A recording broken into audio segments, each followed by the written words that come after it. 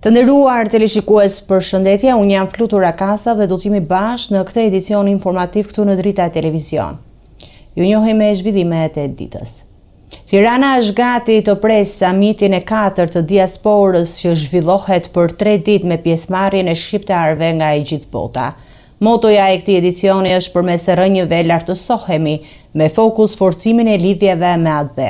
Qeveria e cilëson këtë takim si një platformë për të kthyer potencialin e diasporës në rezultate konkrete për vendin.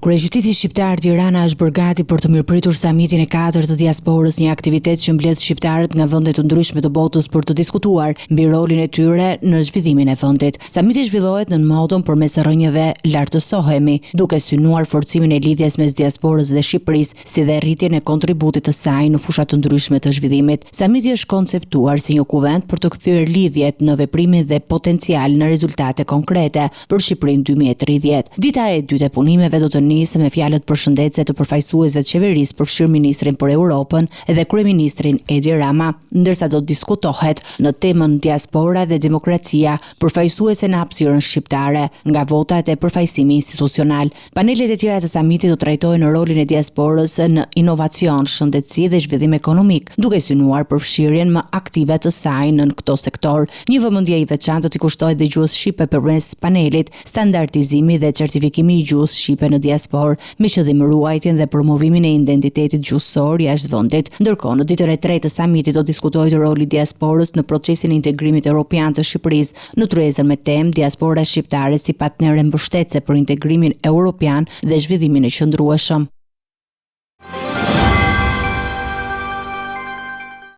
Kryeministri i vendit Edi Rama ka vijuar turin punët për Shqipërinë me një ndalesë në Vlorë. Ai ka inspektuar punimet në kantierin e Lungomare 4 së bashku me drejtues vendor dhe përfaqësues të bashkisë. Projekti pritet të përfundojë para sezonit turistik, duke sjellë lehtësi në qarkullim dhe infrastrukturë të re.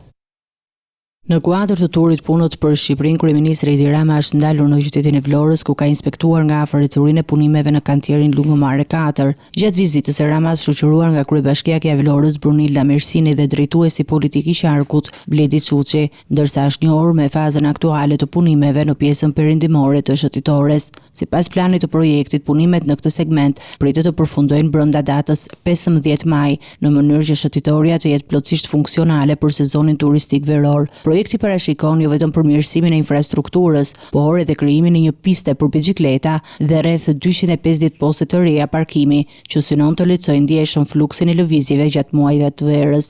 Gjatë qëndrimit në Vlorë, kryeministri ka zhvilluar gjithashtu një kafe me operatorë turistik të zonës, ku është diskutuar mbi sezonin e ardhshëm dhe sfidat e turizmit. Praktikisht janë 2 parkime të fuqishme për pjesën e Vlorës, për pjesën e akomodimit të flukseve turistike. Një kat. Edhe këtu një kat është. Janë shumë afër detit dhe gjithmonë kjo frika se sipërfaqja ishte e madhe, por zgjidhja që gjetën projektuesët, ju e dini që munduan të ruajnë një pjesë të pemëve, pjesën e pemëve kryesore, dhe kanë gjetë një zgjidhje që edhe ruajnë pemët, edhe shkojnë për pemët që do mbillen, mos jetë thjesht pemë pastaj mbi parkim, po të jenë pemë që shkojnë deri në tokë, që ka redukuar pak sipërfaqe, por nga ana tjetër se zgjidhja nuk është thjesht parkim, është parkim edhe një park i ri dhe një shesh i ri përpara universitetit. Mëtej, ai ka inspektuar dhe punimet për rigjenerimin urban të bulevardit të palmave dhe agrumeve, një tjetër projekt që synon përmirësimin estetik dhe funksional të qytetit bregdetar. Kryetari i Partisë Demokratike Sali Berisha ka mbledhur kolegjin e kryetarëve në selinë e Partisë Demokratike, ku ka folur për situatën politike në vend. Ai ka deklaruar se qytetarët do të paguajnë 1 miliard euro për ndërtimin e portit në Porto Romano. Berisha ka akuzuar kryeministrin Rama se ka përdorur mandatet për të bllokuar drejtësinë ndaj personave të afërt me të. Kryetari i Partisë Demokratike Sali Berisha ka zhvilluar këtë të hënjë mbledhje në kolegjin e kryetarëve në selinë e Partisë Demokratike, ku janë diskutuar çështje që lidhen me organizimin e brendshëm të partisë dhe zhvillimet politike në vend. Në fjalën e tij, Berisha është shprehur se mbledhja është thirrur për probleme të rëndësishme të partisë dhe të vendit, duke theksuar nevojën për angazhim më të madh në terren nga drejtuesit lokal dhe strukturat e partisë. Koordinatorët e degëve, drejtuesit politik të kenë një agjendë të vazhdueshme dhe kryetarët e bashkimit patjetër, të kenë një agjendë të vazhdueshme takimi me strukturat takimi me qytetarët. Ai ka deklaruar gjithashtu se Partia Demokratike ndodhet në kilometrën e fundit, duke nënvizuar intensifikimin e punës politike dhe rritjen e kontaktit me qytetarët në këtë fazë. Kjo do thotë që problemet që ne kishim i kemi lanë mbrapa. Tani kemi një problem, dhe ky është problem Edi Rama, pushteti i krimit. Dhe ne duhet të qëndrojmë me të gjithë forcën. Koha provon se protesta është arma jonë më kryesore. Ky asgjësoi parlamentin, si kur ndonjëherë. Parlamenti është inexistent, nuk lejon asnjë komision hetimor parlamentar, nuk pranon asnjë interpelancë, nuk pranon asnjë debat me mocion. Deputetëve tanë nuk ju sjellin informacionin, dokumentat sipas ligjit të detyruar. A jep një jo një, po 1000 arsye që ne të braktisim parlamentin. Ne nuk e bëjmë atë. Jo, pikërisht sa ai don. Ne nuk e bëjmë atë. Por ne do bëjmë gjithçka me qytetarët kundër tij derisa të largohet nga pushteti. Berisha ka ngritur akuza ndaj qeverisë duke deklaruar se qytetarët shqiptar do të paguajnë rreth 1 miliard euro nga taksat e tyre për ndërtimin e portit në Porto Romano. Një pasuri publike që shkon në rreth 4 miliard euro shndrohet në Dubajin e 1.100 të Edi Ramës. Alabari i tij është vetëm fasada, por ai ka deklaruar, unë investoj 70 milion. Kaq do investoj? Në 12.600 apartamente, në 6 hotele luksoze, në marinën për 200 jate, në pishinat e standardeve më të larta, janë paratë e Franz Çopjes dhe Edi Ramës, paratë e troplinëve të Suelçels, janë paratë e klaneve që ky kontrollon, absolutisht janë që të gjitha për miliardierin Edi Rama. Gjithashtu ai ka akuzuar kryeministrin Edi Rama se ka përdorur 83 mandate për të penguar drejtësinë ndaj familjarëve dhe zyrtarëve pranë tij, duke i cilësuar këtë si një pengesë serioze për funksionimin e institucioneve. Pas faktimit dhe dokumentimit se Akshi është kopshti privat, në fakt është gropa e zezë e lindave të Ramës dhe vetë ati, vendosi, siç e dini, në një akt të pashembull, të mbyll dyert drejtësisë, të hedh në kosh kërkesën për arrestimin e Lubi Ballukut, duke qenë i bindur se do t'ishte radha direkte e tij, mbasi dosja Balluku në mbi 60% ishte vetëm dosja Rama. Në përfundim të mbledhjes, Berisha ka përthirrje për organizimin më të fortë në bazë dhe për shtim të takimeve me qytetarët nga përfaqësues Partisë Demokratike si pjesë e strategjisë politike të opozitës.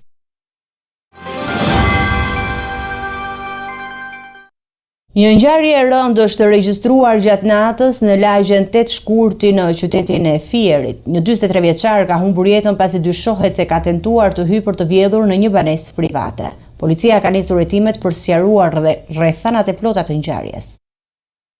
Një ngjarje e pazakon dhe me pasoja fatale është regjistruar gjatë orëve të natës në lagjen 8 Shkurti në Fier, ku një tentativë vjedhjeje ka përfunduar me humbjen e jetës së autorit të dyshuar. Sipas informacioneve paraprake, 43 vjeçari identifikuar si Ilir Zar ka dyshohet se ka shfrytzuar orët e vona të mbrëmjes për të hyrë në një banesë trekatëshe me qëllim vjedhjen, ndërsa pronari i shtëpisë ndodhej jashtë vendit për rreth një muaj. Nga të dhënat e para dyshohet se gjatë tentativës për të futur në banesë, ai ka mbetur i bllokuar në pjesën e dritares, çka ka rezultuar fatale për të. Trupi i pajet është konstatuar mëngjesin e sotëm nga një fëmijë që kujdesi për banesën, i cili ka njoftuar menjëherë policinë. I vëllai kryefamiljarit ka deklaruar se familja nuk ndodhi në banesë, pasi ndodhi në Greqi për një muaj. Vllai ka ikur ka një muaj në Greqi te fëmijët, mirë po ka lënë një komshi këtu ai që vjen për ditë për të shkruar qenin. Mirë po kur kisha ardhur sot mbjes, kishte gjetur një person këtu në dritaret. Ne vrap kishte lajmëruar policin. Lajmëroi dhe vllain dhe vllai më mori mua se kisha mund çelsa të shtëpisë. Fillimisht ishte thyra të xhamin aty të dritarit, po s'kishte gjetur gjë aty si masas. Dhe ardhu ka qenë dritarja këtu e shtëpisë. Këto xhama tu janë të vegjël, mi pa i ka tentuar që të futet aty. Aty ka ngecur gjysmë trupi, as nuk dilte, as nuk ashtu. Policia më pyeti, ishte fytyrë pa parë, ishte me kapuç, i rregull tamam me doreza, përgatitur për vjedhje. Forcat e policisë kanë mbritur në vend ngjarje dhe kanë nisur hetimet për të zbardhur plotësisht rrethanat e incidentit, ndërsa trupi i 43 vjeçarit është transportuar në morgun e Spitalit të Fierit për ekspertizë mjekoligjore. Policia e shtetit ka arrestuar 2 persona dhe ka shpadur në kërkim një tjetër për një rast rëmbimi dhe zhvatjeje në Tiranë. Një 32 vjeçar biznesmen nga Divjaka dyshohet se është mbajtur peng dhe është dhunuar për disa orë. Autoritetet thonë se ngjarja është zbuluar pas kallëzimit të viktimës dhe operacionit policor hijet.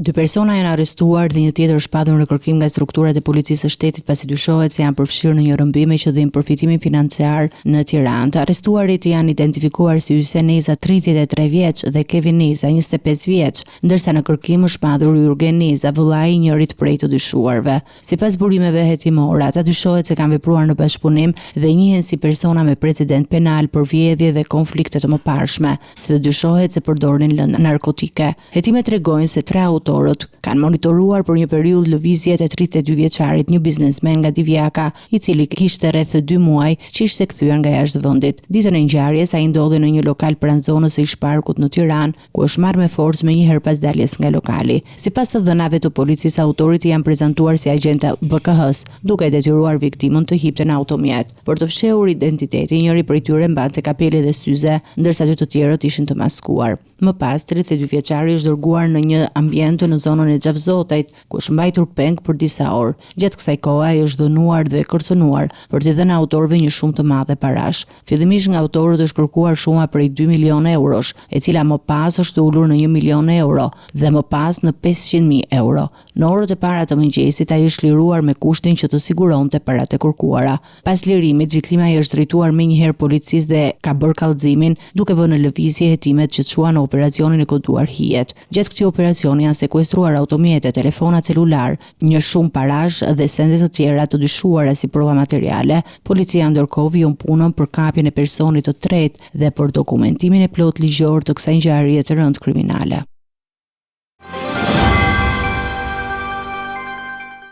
Prokuroria e posaçme ka dhënë statusin e bashkëpunëtorit të drejtësisë për 2 të pandehur në çështjen e laboratorit të kokainës në Frakull të Fierit. Hetimet kanë zbuluar emrat dhe episode të reja të përfshirjes në grup të strukturuar kriminal. Gjykata e posaçme apelit ka dënuar 10 persona me gjithsej 89 vite burg. 3 vite pas zbulimit të laboratorit të kokainës në Frakull të Fierit, prokuroria e posaçme ka vijuar hetime duke i dhënë status bashkëpunëtorëve të drejtësisë 2 prej të pandehurve të përfshirë në këtë dosje. Sipas hetimeve, 2 bashkëpunëtorët kanë dhënë dëshmi të reja duke identifikuar persona dhe episode shtesë që lidhen me aktivitetin kriminal, ndërsa deri më tani rezultojnë të përfshirë mbi 15 persona në kuadër të 3 procedimeve të ndryshme. Nga vendimi i gjykatës së posaçme të apelit për korrupsion dhe krim të organizuar, 10 persona janë shpadhur fajtor dhe janë dënuar në total me 89 vite burgim për rolin e tyre në këtë grup të strukturuar kriminal. Sipas dosjes hetimore, të pandehurit kanë bashkëpunuar në mënyrë të organizuar për planifikimin, sigurimin dhe transportimin e një sasie kokaine nga Kolumbia drejt Shqipërisë. Lënda narkotike ishte e fshehur brenda një ngarkese me ple organik artificial, e paketuar në një kantier që fillimisht u transportua nga Kolumbia nëpërmjet portit të Pireut në Greqi, më pas drejt portit të Barit në Mal të Zi. Me 19 shtator 2022 ngarkesa është futur në Shqipëri përmes rrugëve toksore dhe pas zhdoganimit në Tiranë është transportuar në fshatin Frakull e Madhe në Fier, ku më pas u sekuestrua nga policia gjyqësore. Hetimet zbuluan gjithashtu se ambienti ku u gjet laboratori për punimin të kokainës me 24 nëntor 2022 ishte në pronësi të ish-kryetarit të komunës së Frakullit, Çervanaku, i cili është dënuar me 10 vite burgim. Martina Pajollari, akuzuar për moskallëzim krimi në lidhje me vrasjen e Martin Çeços, ndodhet aktualisht në masën e sigurisë arrest shtëpie. Masa e sigurisë është ndryshuar pas përfundimit të afateve të paraburgimit me kërkesë të mbrojtjes ligjore. Çështja vijon të ketë zhvillim në sistemin gjyqësor, ndërsa disa bashkëpandehur janë liruar më herët për të njëjtën arsye. Martina Pajollari, një nga personat e akuzuar në lidhje me ngjarjen e rëndë të vrasjes së Martin Çeços, ndodhet prej 2 javësh në masën e sigurisë arrest shtëpie pas përfundimit të afateve të paraburgimit. Sipas informacioneve, mbrojtja e Pajollarit ka kërkuar lirimin e saj nga qelia pasi ajo ndodhej e paraburgosur në burgun e Pojskës. Gjykata ka pranuar kërkesën duke vendosur ndryshimin e masës së sigurisë në arrest shtëpie. Rreth 2 muaj më parë, edhe 3 të akuzuarit e tjerë për këtë çështje u liruan nga qelia për të njëjtën arsye pas përfundimit të afateve të paraburgimit. Në janar të këtij viti, kushërinjt të Molla dhe Angjo u vendosën gjithashtu në masën arrest në shtëpi. Në qershor të vitit kaluar, gjykata e apelit kishte rrezuar vendimin e mëparshëm që dënonte me 83 vite burg total disa prej pandehurve, mes tyre Valter dhe Edlir Mollaj, Bariu Umbledi Angjo dhe Martina Pajollarin. Sipas akuzës, Pajollari dyshohet se e ka nxjerrë në prit Martin Çeçon dhe më pas nuk ka kallëzuar krimin. Ngjarja tragjike ka ndodhur në qershor të vitit 2022, kur 26 vjeçari Martin Çeço u vra dhe trupi i tij u holl në rezervuarin e fshatit Kolanec në Maliq. Fillimisht ngjarja u tentua të paraqitej si vetvrasje, pasi pranë rezervuarit u gjetën sende personale të riut, por ekspertiza mjekoligjore zbuloi shenja dhune dhe mavijosje në qafë, duke ngritur dyshime për një vrasje të organizuar. Çështja vijon të jetë në proces gjyqësor dhe pritet që në vijim të zhvillohen seanca të tjera për zbardhjen e plotë të rrethanave të kësaj ngjarjeje të rëndë. Fadil Alan është shpadhur në Arati nga gjykata e Tiranës pasi Libani refuzon ekstradimin e tij. 49 vjeçari akuzohet për vrasjen e vajzës së tij, 22 vjeçare, në kryeqytet në shkurt të vitit 2025. Autoritetet shqiptare do të vijojnë procedurat ligjore në mungesë të dyshuarit. Gjykata e Tiranës ka vendosur të shpallë në Arati shtetasin palestinez Fadi Alan, i cili akuzohet për vrasjen e vajzës së tij 22 vjeçare në një apartament në Tiranë, një ngjarje e rëndë e ndodhur në shkurt të vitit 2025. Vendimi i gjykatës erdhi pasi Libani ka refuzuar zyrtarisht kërkesën e autoriteteve shqiptare për ekstradimin e 49 vjeçarit. Përmes një komunikimi zyrtar, Ministria e Jashtme ka bërë të ditur se autoritetet libaneze nuk kanë pranuar dorëzimin e të dyshuarit të drejtë Shqipërisë, duke pamundsuar kështu ekzekutimin në masë të sigurisë arrest me burg. Në këto kushte, gjykata ka vendosur ta konsiderojë Alan Arati, pasi vendimi për arrest nuk mund të zbatohet. Megjithatë, hetimet ndaj tij nuk janë ndërprerë dhe do të vijojnë në mungesë në përputhje me legjislacionin shqiptar. Ngjarja për cilën ai akuzohet ronditi opinionin publik. 22 vjeçari Rayan Alaj u gjet pa jetë në një apartament me qera ditore në Tiranë. Sipas verifikimeve, ajo kishte hyrë në Shqipëri me 19 shkurt 2025 përmes aeroportit të Rinasit së bashku me të Aten. Nga të dhënat rezulton se Fadil Alan është larguar nga territori shqiptar vetëm pak ditë më pas, me 22 shkurt 2025, duke shmangur përballjen me drejtsinë shqiptare. Ai u arrestua më vonë në Liban në prill të vitit kaluar, por refuzimi i ekstradimit ka bllokuar kthimin e tij në Shqipëri. Ndërkohë, autoritetet shqiptare kanë bërë të ditur se do të vijojnë procedurat ligjore dhe hetimore për zbardhjen e plotë të rrethanave të ngjarjes, si dhe për të çuar përpara përgjegjësisë penale të dyshuarit, pavarësisht mungesës së tij fizike në territorin shqiptar.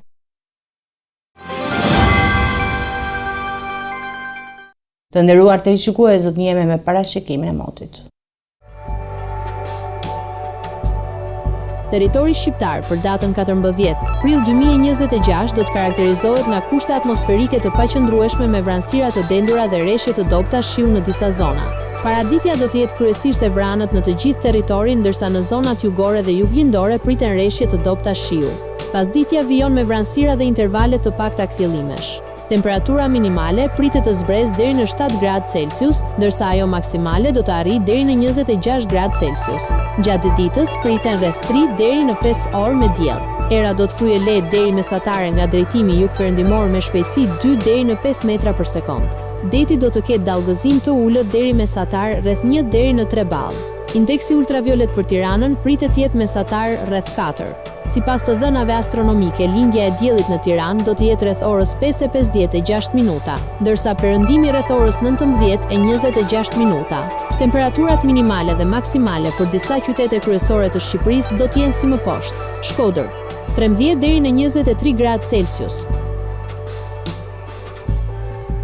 Kukës, 11 deri në 21 gradë Celsius; Peshkopi, 11 deri në 21 gradë Celsius; Tiranë, 17 deri në 24 gradë Celsius; Durrës, 14 deri në 23 gradë Celsius; Kavaj, 13 deri në 22 gradë Celsius; Elbasan, 15 deri në 26 gradë Celsius; Berat, 17 deri në 26 gradë Celsius; Korç, 7 deri në 15 gradë Celsius; Vlorë, 18 deri në 26 gradë Celsius; Gjirokastër, 14 deri në 23 gradë Celsius; Sarand, 16 deri në 25 gradë Celsius; Territori i Kosovës për datën 14 prill 2026 do të karakterizohet nga mot relativisht i paqëndrueshëm me vranësira të pjeshme dhe rreshje të izoluara shiu në disa zona. Paraditja do të ketë alternime mes kthjellimeve dhe vranësirave, ndërsa pasditja vijon me mundësi për rreshje të dobta lokale. Temperatura minimale pritet të zbresë deri në 6 gradë Celsius, ndërsa ajo maksimale do të arrijë deri në 22 gradë Celsius. Era do të fryjë lehtë nga drejtimi jugpërëndimor me shpejtësi 2 deri në 4 metra për sekond. Indeksi ultraviolet për Prishtinën pritet të jetë mesatar rreth 4. Sipas të dhënave astronomike, lindja e diellit në Prishtinë do të jetë rreth orës 5:49 minuta, ndërsa perëndimi rreth orës 19:23 minuta. Temperaturat minimale dhe maksimale për qytetet kryesore të Kosovës do të jenë: Mitrovica 8 deri në 20 gradë Celsius, Podujev 6 deri në 18 gradë Celsius, Skënderaj 9 deri në 20 gradë Celsius, Pej 11 deri në 17 gradë Celsius, Prishtinë 9 deri në 19 gradë Celsius, Gjakov 11 deri në 21 gradë Celsius, Malishev 10 deri në 20 gradë Celsius, Gjilan 8 deri në 18 gradë Celsius, Ferizaj 8 deri në 19 gradë Celsius, Kaçanik 8 deri në 17 gradë Celsius, Suharek 10 deri në 22 gradë Celsius, Prizren 10 deri në 20 gradë Celsius. Ishte gjithçka e përgatitur në këtë edicion informativ. Për më shumë zhvillime dhe informacione klikoni në faqen tonë zyrtare drita.tv. Mund na ndiqni në rrjetet sociale Facebook, Instagram, YouTube ku jemi me përditësime në çdo kohë. Vazhdoni të qëndroni në shoqërinë e televizionit Drita. Bashkë me u takofshim në edicionin e ardhshëm.